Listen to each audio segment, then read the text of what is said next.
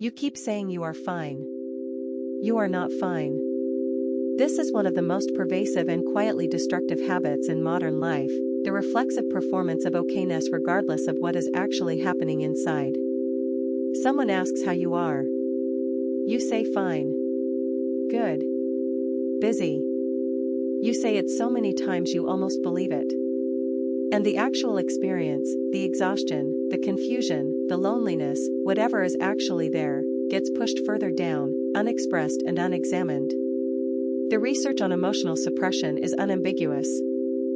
A landmark study by James Gross and Robert Levinson found that people who habitually suppress their emotional experience not only fail to reduce the emotion, they actually increase their physiological stress response while reducing their ability to remember clearly. You suppress the feeling. The feeling does not go away. It just becomes less visible to you and more present in your body. There is a difference between not expressing every feeling in every context and not acknowledging what you feel even to yourself. The first is social intelligence. The second is a form of self-abandonment. The Lubavitcher Rebbe addressed this with striking directness. He said that a person who cannot be honest about their inner state cannot grow from it. Not because honesty fixes the problem, but because you cannot address what you will not name. There is a Hasidic concept called hakna'ah, genuine inner submission, the willingness to encounter reality as it actually is rather than as you wish it were. This is not weakness. It is the starting point for everything real. In practical terms, the Rebbe encouraged what might be called inner honesty, the daily practice of knowing what you are actually feeling, not what you think you should be feeling. Not performing positivity, not performing stoicism, but being a truthful witness to your own inner experience. This is harder than it sounds, because most of us have spent years learning not to do this.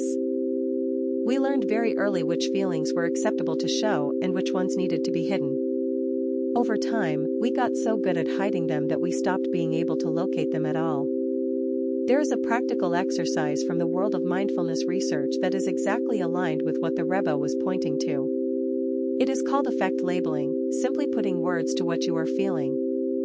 Studies by Matthew Lieberman at UCLA found that when people name an emotional experience, it reduces activity in the amygdala, the brain's threat detection center, and increases activity in the prefrontal cortex. Naming the feeling literally reduces its intensity. You are not fine. And that is okay. What would change if you took 5 minutes today to stop and honestly answer, not for anyone else, just for yourself, what is actually happening inside me right now? Not what you wish was happening. Not what you think should be happening. What is actually there? The Rebbe used to say, the first step is to see clearly. Everything else comes after. You cannot walk towards something you will not look at. Name what is actually there. That is not weakness. That is where everything real begins.